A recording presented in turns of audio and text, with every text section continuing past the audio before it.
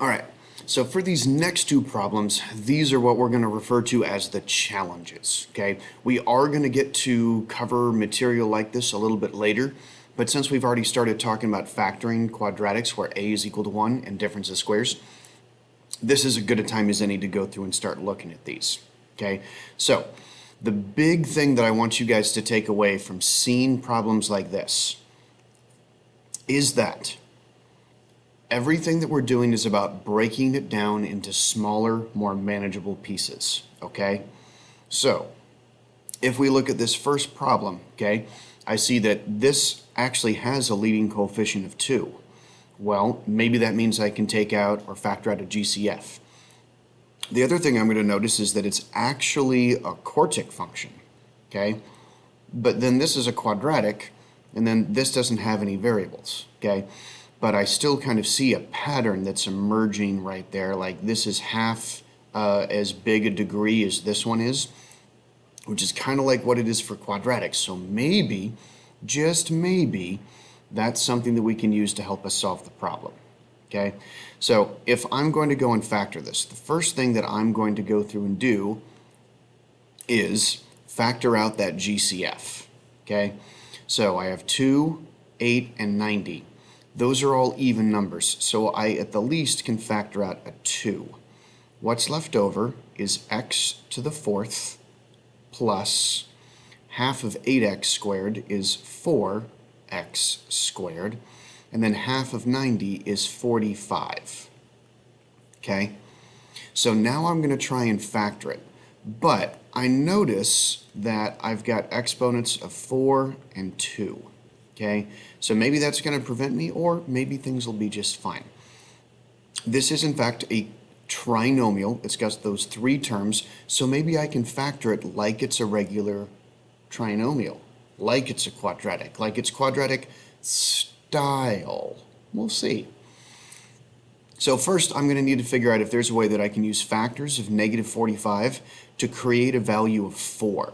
Okay, so if I start thinking about factors of 45, the first one that's jumping into my head is 9 times 5. Okay, I know that 9 times 5 is 45. Can I combine those two numbers in some way to get 4? Probably if I did positive 9 minus 5. That'll get me 4. Will positive 9 times negative 5 get me negative 45? It sure will. So I'm off to a good start. For this x to the 4th, well, I know that x times x is x squared. So does that mean that x squared times x squared will give me x to the 4th? It absolutely does. So I can say 2 is my GCF over here, and then I'm going to have one factor of x squared plus 9. So x squared plus 9. And then I'm going to have another factor of this x squared and minus 5. So x squared and minus 5. Okay? So has this been written as a series of products that when multiplied together will be equivalent to this? Yes. So guess what we just did? Factoring. Booyakasha. Okay?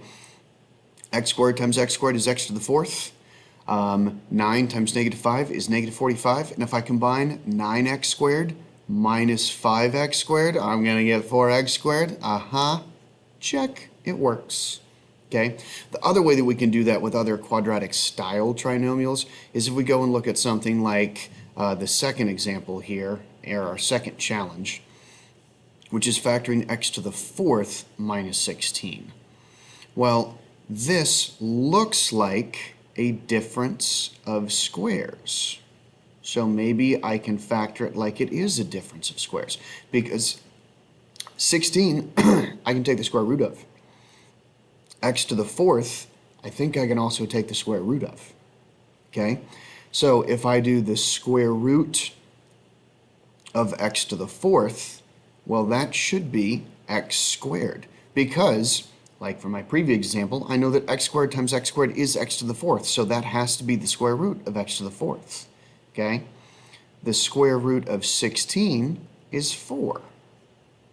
So can I use those two values and say this could factor using the difference of squares into x squared plus 4 and x squared minus 4? Well, yeah, I think that would work. Those two are conjugates of each other. X squared times x squared is x to the fourth. 4 times negative 4 is negative 16. That works. It looks like it does anyway. But, in the words of the late, great Billy Mays, but wait, there's more. Because, ooh, what's this? Is that a difference of squares problem inside of a difference of squares problem? That's right. It's like one of those Russian nesting dolls. That's insane. So what's the square root of x squared? X. What's the square root of 4? 2. So that will continue to factor into x plus 2 times x minus 2, but we still have the x squared plus 4. So this is written as 3 factors, okay? But if I multiply all these factors together, am I going to get x to the 4th minus 16? I absolutely will. So the whole point of these challenge problems is really just to show you that once you have a basic understanding of how certain types of factoring work, you can expand that thinking to include other types of problems. Does it kind of fit the mold? Then use it, okay? So, always in this math class, take the basic stuff that you know and see how you can build on it to solve newer and more challenging problems.